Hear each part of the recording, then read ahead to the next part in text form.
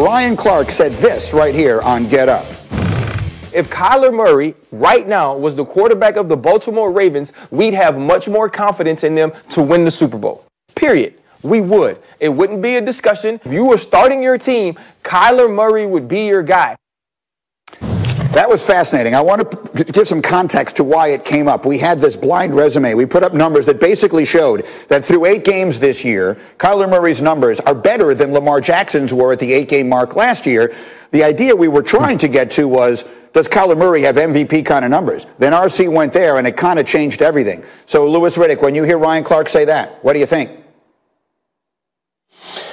Look, I think if you put Kyler Murray on Baltimore's offense and you ask Kyler Murray to do what they asked Lamar to do, he wouldn't last, first of all, because he doesn't have the same body thing. You couldn't run him that same way with those quarterback powers and subject him to that kind of punishment. He wouldn't last in that kind of offense. But I know what Ryan is getting at, because Kyler Murray right now, as far as a natural thrower of the football, when you just look at them both throw the football, Kyler Murray looks like the better passer.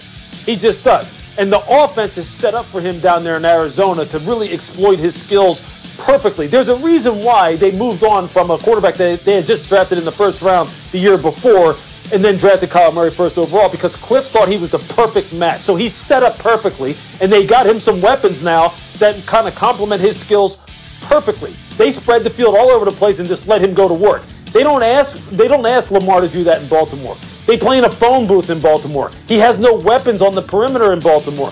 He is like just essentially another running back who throws the football in Baltimore, because that's what they're asking him to do. So I think if you're just talking about playing the quarterback position overall from A to Z, passing and running, you would pick Kyler right now in that offense that they're running down there. Now, if you put Lamar in that offense in Arizona, you may think a little bit differently, because they have many more weapons and they spread the field. But I know what Ryan's getting at, and I think if I had to pick one, I'd go the same route that he went. What do you think, Shefty? Well, I think that if Kyler Murray is able to lead the Cardinals to the playoffs, the longer he plays like this, the more he's going to become a part of the MVP conversation. And you haven't heard him mentioned in that conversation very much, but I think he should be in that conversation right now, because he has played at that level. But the team needs to win a little bit more. It needs to be more consistent, and they need to be in the thick of that race there with the Seattle Seahawks in the NFC. And if they can do that, then Kyler Murray belongs in the conversation for the MVP. There are a lot of great players this year. You look at Russell Wilson, you look at Dalvin Cook. I'm sure I'm forgetting players. Those are 2 players that immediately come to the top of my head. Patrick Mahomes, of course. But Kyler Murray's having a tremendous season. And if his numbers are, and I didn't even realize that, better than Lamar's last year, when Lamar won MVP and the Ravens were the #1 seed, then why wouldn't Kyler Murray be in that conversation this year? 100% right. The numbers are better in 3 major statistical categories through 8 games. Now, Lamar Jackson went crazy in the second half of last season, and I'll see if Kyler Murray does that. But I'll put it to you this way, D. Wood. I mean, which team do you like better? They're both contenders. Which one of those 2 teams with those 2 star young quarterbacks do you think has a better shot to win the whole thing first? Greeny, I probably have to go with Arizona, simply because, the one downfall we see from the Baltimore Ravens is when they get behind.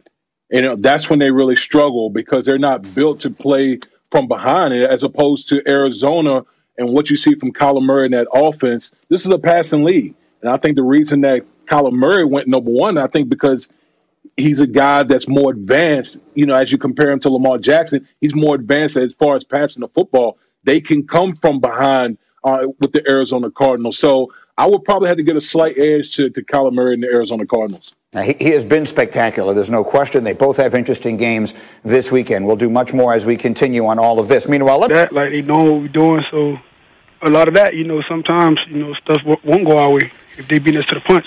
So you're hearing on the other side of the line of scrimmage the defense calling out your plays? That's what they definitely do, like runs, stuff like that. Watch out for this, watch out for that.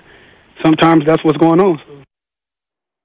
So those of us who did not play football, particularly on the defensive side of the ball, wondered just how common is that?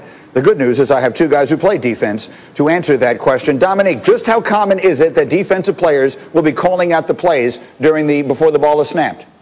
Well, I was saying watch out for this, watch out for that. Like, that's your job. Like, we look up tendencies all week. We study all week to be able to prepare when we see certain formations at certain places on the field, certain times in the game. It's important for the offenses to know that we're doing that also and change it up and flip their tendencies so they don't catch us. I think what Lamar is saying is that they aren't doing that. It seems to be that Lamar is making somewhat of a public criticism of the coaching staff to say that they know what we're doing and we're not adjusting. And I guess the stats would suggest that he is right because they haven't lost all that much. I know they lost their tackle last week and they lost Hall of Fame guard Marshall Yonda, but the way that their offense has declined, I don't think is commensurate with those losses. So I think he's suggesting that they aren't as prepared for these games as the defenses that they're going against. Again, yeah, Lewis, so you played on the defensive side of the ball as well. If the defense is calling out the plays and they're right a great percentage of the time, what does that mean? What is the issue there for Baltimore?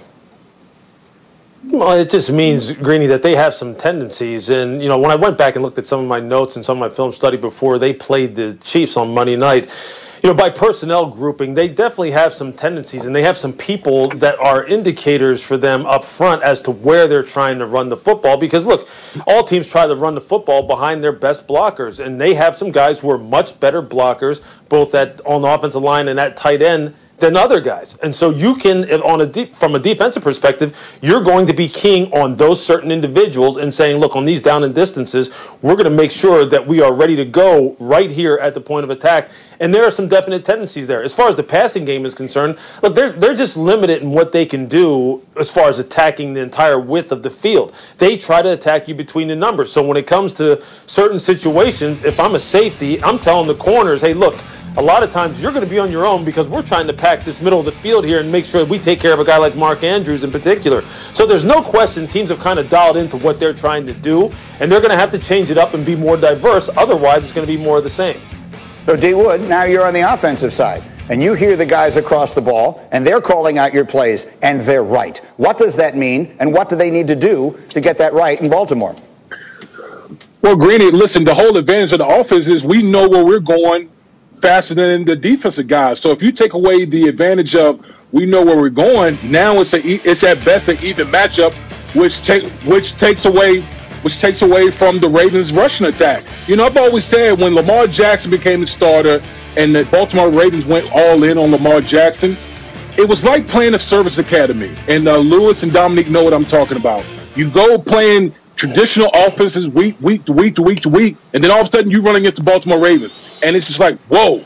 But now people start to look at this offense, and they're starting to key in on little things. And both Neek and Lewis talked about it. Once you start keying in and you're not changing up personnel groupings and all those things that go along with it, people start to get a beat on you, and that little bit can take away from your efficiency as an offense. So the bottom line of it is this, Dominique. It's a simple question. We know they can win a lot of games. They've won a lot of games. Do they need to diversify their offense? This just feels like another statement. Do they need to diversify their offense if they're going to do what they ultimately want to do, which is win a championship?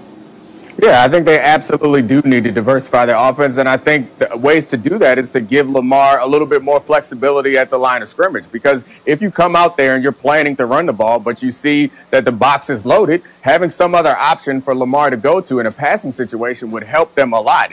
It's not that they necessarily need to put in a bunch of new, fancy, different trick plays, but they need to do what the defense is not expecting. And if the defense is expecting them to run on first down, then they need to give Lamar the flexibility